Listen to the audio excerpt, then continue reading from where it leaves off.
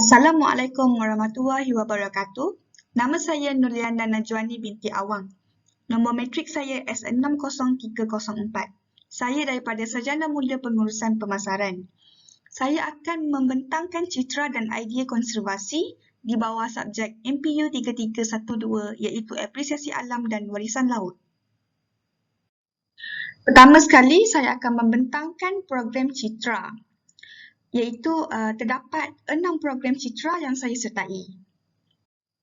Terdapat 3 elemen citra yang saya sertai, iaitu pertama, elemen kerohanian, kedua, elemen keusahawanan dan ketiga, elemen komunikasi. Pada elemen pertama, iaitu kerohanian, terdapat 2 program yang saya sertai, iaitu Bual Bicara Maya, Keluarga Toksik, Sempurna Tapi Tak Bahagia. Kedua, Jom Belajar Menguruskan Jenazah COVID-19. Bagi program Bual Bicara Maya, Keluarga Toksik, Sempurna Tapi Tak Bahagia, berlangsung pada 31 Oktober 2020, iaitu pada hari Sabtu jam 10.30 pagi hingga 12.30 tengah hari. Bertempat di Facebook Live dan dianjurkan oleh Ikram Selangor dan LPPKN Selangor. Objektif program ialah pertama, mengupas isu keluarga yang toksik. Kedua, bagaimana cara ibu bapa mengubah sikap mereka demi anak-anak. Dan juga yang ketiga, bagaimana anak-anak mengatasi masalah keluarga toksik.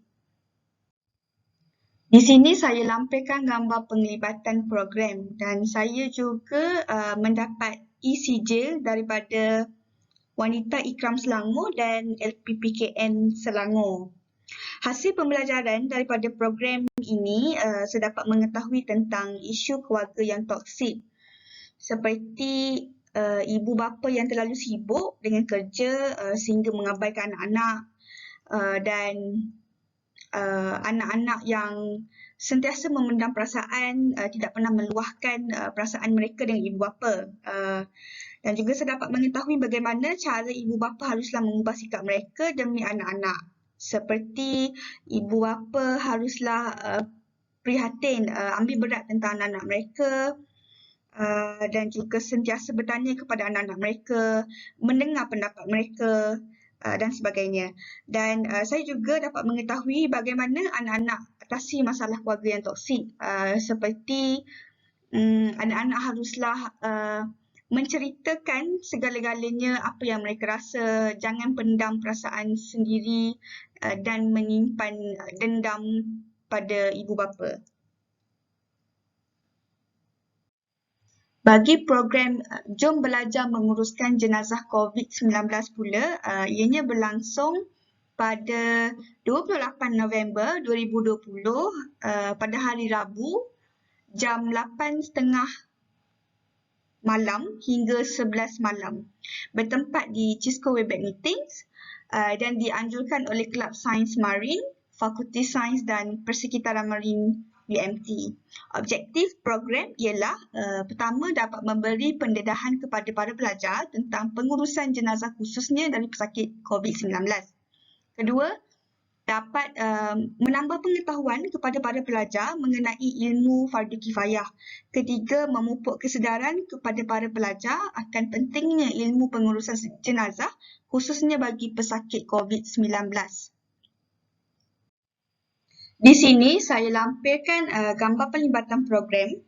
Hasil pembelajaran daripada program ini yang saya dapati ialah pertama, saya memperoleh ilmu berkaitan pengurusan jenazah khususnya bagi pesakit COVID-19. Kedua, saya dapat pengetahuan mengenai ilmu fardu kifayah. Pada elemen kedua pula, iaitu elemen keusahawanan, 2 program yang saya sertai ialah International Webinar on Student Development, Get Rich and Be Happy, Money and Health. Kedua, latihan siswa Commerce bagi projek siswa Mall. Bagi program International Webinar on Student Development, Get Rich and Be Happy, Money and Health, ianya berlangsung pada 2 November 2020 pada hari Isnin jam 2 petang hingga 5 petang bertempat di Zoom meeting dan dianjurkan oleh Pusat Kurikulum dan Pembangunan Pelajar daripada Universiti Putra Malaysia. Objektif program ialah memberi pendedahan kepada peserta tentang bagaimana untuk menjadi kaya di masa akan datang. Di sini saya lampirkan gambar pelibatan program dan saya juga mendapat e-sijil daripada Universiti Putra Malaysia UPM. Hasil pembelajaran daripada program ini ialah saya dapat mengetahui dengan lebih mendalam tentang bagaimana untuk menjadi kaya di masa akan datang.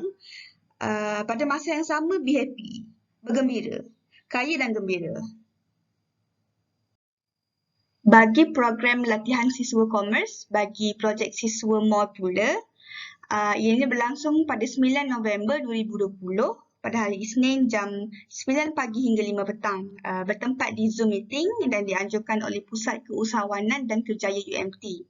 Objektif program ini ialah dapat memberi pendedahan dan latihan keusahawanan digital kepada peserta untuk membantu menjana pendapatan tambahan melalui perniagaan dalam talian dan pengenalan tentang perniagaan e-dagang, mengenali produk, penentuan harga, kaedah penjualan, pemasaran produk, teknik mengambil gambar, teknik copywriting, promosi dan pembayaran melalui gerbang pembayaran. Ini ialah gambar pelibatan program. Hasil pembelajaran daripada program ini ialah saya dapat memahami dengan lebih mendalam tentang latihan keusahawanan digital dan saya juga dapat mengenali tentang perniagaan e-dagang. Contohnya, saya memahami cara-cara menjual produk melalui aplikasi Shopee. Dan saya juga dapat mengetahui cara-cara untuk tentukan harga bagi setengah produk. Dan juga kaedah penjualan, cara untuk memasarkan produk dan juga cara menggunakan teknik copywriting supaya dapat membuat iklan yang lebih baik dan lebih menarik perhatian pelanggan. Di sini saya juga lampirkan atau cara latihan siswa komersi iaitu bermula pada 9.30 pagi dan pada 1 tengah hari rehat dan solat dan bersurai pada 5 petang. Dan elemen terakhir pula iaitu elemen komunikasi. Dua program yang saya sertai ialah Foodies Online Forum, The Influences of Food in Healthy Diet dan juga Marsi Bonding sesi 2020/2021. Bagi program Foodies Online Forum, The Influences of Food in Healthy Diet ianya berlangsung pada 7 November 2020 pada jam 8.15 pagi hingga 11.15 pagi bertempat di Cisco Webex Meetings dan dianjurkan oleh Food Science Club daripada Universiti Malaysia Terengganu UMT. Objektif program ialah pertama, dapat memberi pendedahan tentang amalan diet yang betul dan tidak memudaratkan tubuh badan serta boleh diamalkan secara konsisten. Kedua, mengenal pasti setiap amalan diet yang tidak baik dan berbahaya serta khabar angin tentang diet yang tidak betul yang sering diamalkan oleh masyarakat. Ketiga, meningkatkan ilmu pengetahuan dan keyakinan diri untuk mengamalkan diet seimbang dengan lebih baik. Dan juga yang keempat, mengenali pelbagai amalan diet seimbang yang mudah dan boleh diamalkan dalam kehidupan seharian. Di sini saya lampirkan tentatif program. Panel 1 iaitu Dr. Fisal bin Haji Ahmad, pegawai akademik UMT, membincangkan tajuk processed food. Dan juga panel kedua iaitu Encik Muhammad Rahijan bin Abdul Wahab, pegawai akademik UMT juga, membincangkan tajuk diet recipes. Dan juga yang terakhir panel ketiga iaitu Prof. Madya Dr. Hayati binti Muhammad Yusof iaitu Timbalan Dekan UMT membincangkan tajuk tentang diet. Di sini saya lampirkan gambar pelibatan program. Hasil pembelajaran daripada program ini ialah saya dapat mengetahui tentang amalan diet yang betul dan tidak memudaratkan tubuh badan. Serta saya dapat mengenali pelbagai amalan diet seimbang yang mudah dan boleh diamalkan dalam kehidupan seharian. Bukan itu sahaja, saya dapat mengetahui tentang popular diets, iaitu keto diet, vegan, paleo diet, Mediterranean diet, low fat diet, volumetric diet, flexitarian dan juga IF, iaitu intermittent fasting. Saya juga dapat mengetahui apa yang badan kita perlukan, iaitu badan kita perlukan protein, minerals, karbohidrat, air, vitamin dan lemak. Dan juga banyak mana kita perlu makan, iaitu jangan makan kurang daripada 1,200 kilokalori sehari dan kita haruslah makan 500 hingga 1,500 gram bagi setiap hidangan. Dan apa yang saya tahu ialah kita sebenarnya makan untuk hidup sihat, bukan makan untuk kenyang. Akhir sekali, saya dapat mengetahui buah-buahan dalam Al-Quran, iaitu buah kurma, pisang, delima, buah zaitun dan juga anggur. Pada sesi Q&A, saya ada bertanya kepada panel dua soalan, iaitu soalan pertama, adakah goreng macam biasa atau pakai air fryer lagi bagus? Jawapan dia ialah goreng biasa lagi bagus. Kedua, saya kemukakan soalan iaitu apakah beza minyak extra virgin olive oil dengan pure olive oil? Extra virgin olive oil ni dia digunakan secara mentah, maknanya kita boleh makan macam tu je ataupun kita letak dalam hidangan. Kalau pure olive oil pula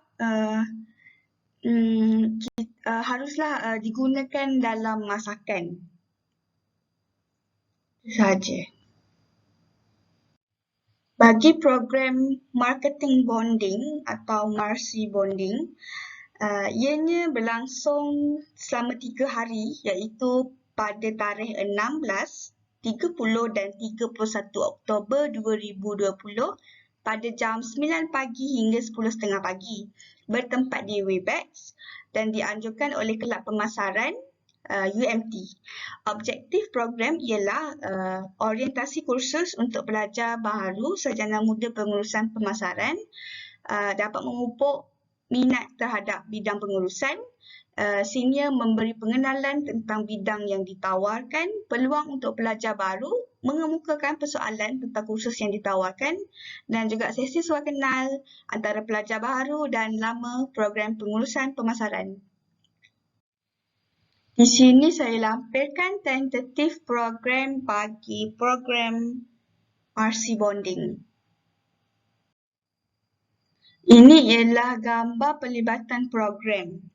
Hasil pembelajaran daripada program ini ialah saya dapat mengenali senior dalam bidang pemasaran.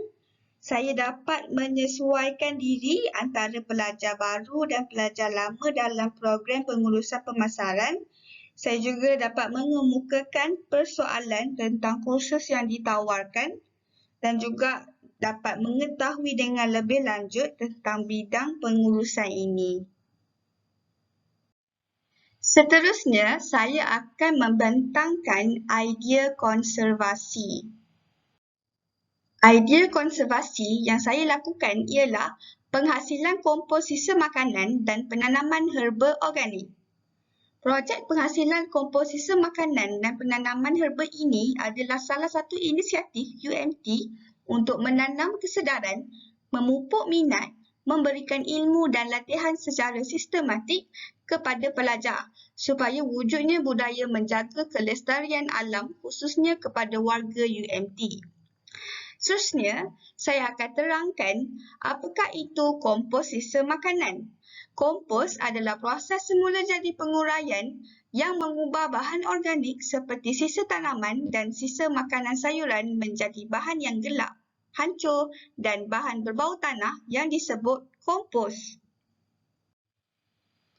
Antara kepentingan kompos sisa makanan ialah mengurangkan jumlah sisa makanan yang dihantar ke tapak pelupusan. Kedua, membantu mengurangkan kos baja. Ketiga, membantu kerajaan mengurangkan kos pengurusan sampah. Keempat, mengubah perspektif buruk mengenai sisa makanan. Kelima, mendorong isu-isu persekitaran yang berkaitan dengan sisa makanan seperti pencemaran tanah, air dan udara. Dan yang keenam, menggalakkan amalan pertanian organik. Antara objektif penghasilan kompos sisa makanan ialah mengawal pencemaran bahan kimia, memberi impak kepada komuniti, mengaplikasikan penggunaan sisa makanan di rumah, mengawal pembuangan sisa makanan, mengawal persekitaran, menggunakan bahan semula jadi dengan baik. Terdapat 3 fasa bagi pembuatan kompos sisa makanan ini. Fasa pertama ialah proses fermentasi. Bahan yang digunakan ialah sisa tanaman ataupun sisa makanan sayuran dan juga biokatalis iaitu gula merah selama 7 hari dan hasilnya menjadi kompos pejar fermentasi dan kompos cecair. Fasa kedua ialah proses pematangan. Bahan yang digunakan ialah sisa fermentasi dan juga tanah selama 14 hari dan hasilnya menjadi kompos pejal matang. Pada fasa ketiga ialah aplikasi kompos pejal matang untuk tanaman. Bahan yang digunakan ialah kompos yang matang, tanah topsoil, anak benih pokok herba dan juga sekam bakar. Cara gunanya ialah untuk tanaman pasu. Antara langkah-langkah untuk membuat baja kompos pada fasa pertama iaitu proses fermentasi ialah pertama, campur dan gaulkan kesemua sisa makanan ke dalam satu bekas.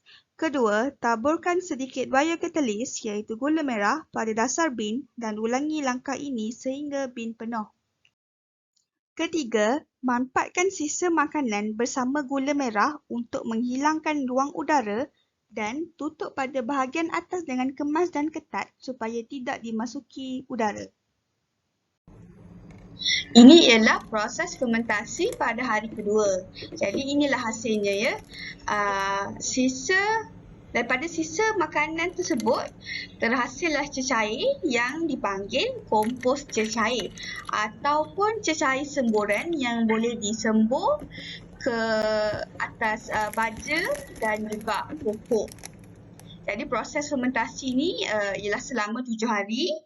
Jadi boleh bayangkan tak selama 7 hari boleh terhasil sebanyak mana cecair kompos ni. Dan kemudian bolehlah disemburkan ke baja dan juga pokok. Ianya bagus ya untuk kesihatan pokok kerana ianya merupakan baja yang organik. Dan yang ini pula ialah pada fasa kedua iaitu proses pematangan. Selepas 1 minggu, saya akan meneruskan dengan proses pematangan sisa. Bahan-bahan yang digunakan untuk proses ini adalah sisa fermentasi dan tanah. Antara langkah-langkah dalam proses pematangan sisa ialah langkah pertama, masukkan 1 lapisan tanah ke dalam bekas atau pasu sebanyak 2 inci. Langkah kedua pula ialah masukkan 1 lapisan sisa fermentasi ke dalam pasu yang sama dan ulangi proses ini sehingga sisa fermentasi habis dan akhiri langkah dengan tambahkan tanah.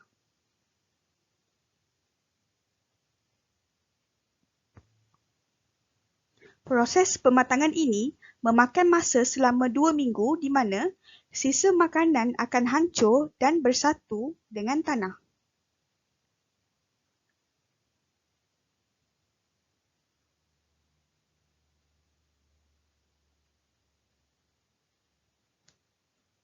Langkah terakhir pula ialah mampatkan tanah bersama sisa fermentasi tersebut dan tutup bekas menggunakan plastik untuk mengelakkan air masuk. Dan ini pula hasil proses pematangan pada minggu pertama. Terdapat sedikit kulat putih di atas permukaan tanah. Ini pula proses pematangan sisa pada minggu kedua. Terdapat lebih banyak kulat putih di atas permukaan tanah. Dengan terhasilnya banyak kulat putih di atas permukaan tanah, ini menandakan proses pematangan kita sangat menjadi.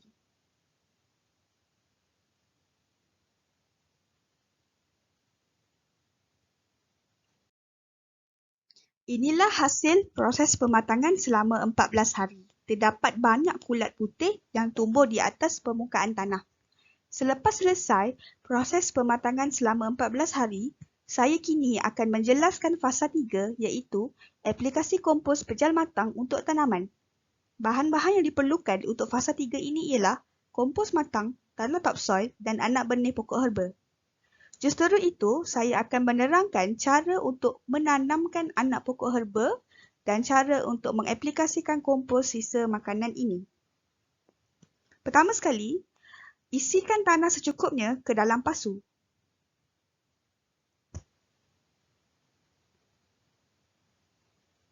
Kedua, buatkan lubang kecil di tengah untuk memasukkan anak pokok. Saya hanya menggunakan anak pokok cili. Ketiga, kemaskan anak pokok dengan cara menekannya di sekitar akar untuk mengelakkan anak pokok mudah tercabut. Keempat, letakkan kira-kira 1 hingga 2 skop baja kompos dan ratakan pada tanah. Peringatan ya, jangan taburkan baja terlalu banyak kerana dapat mematikan anak pokok kerana baja yang dibuat ini sangatlah kuat.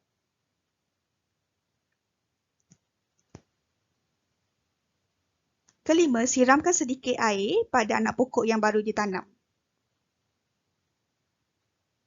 Akhir sekali, semburkan sedikit kompos cecair yang telah dicampur dengan air menggunakan nisbah 1:500.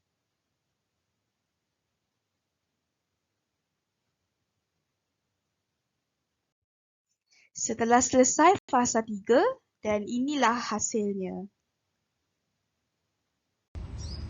Kemudian, yang ini ialah hasil pokok cili yang ditanam pada fasa 3 selepas 1 minggu iaitu 7 hari.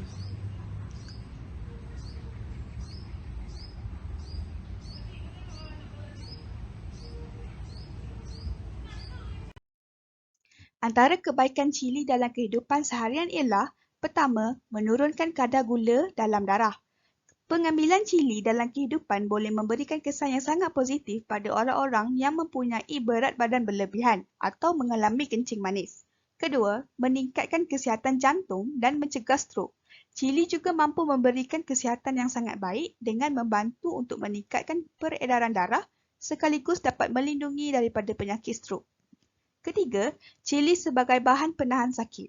Dengan pengambilan cili dalam diet pemakanan, ini akan membuatkan otak kita melepaskan endorfin, iaitu hormon yang bertindak untuk menghilangkan rasa sakit yang dialami oleh tubuh badan. Keempat, bertindak sebagai terapi dan penenang. Endorfin yang dikeluarkan oleh otak akan memberikan rasa nikmat apabila dimakan dan cili juga dapat membuatkan kita ketagih untuk makan dengan lebih banyak walaupun ianya pedas. Itu sahaja daripada saya. Sekian, terima kasih.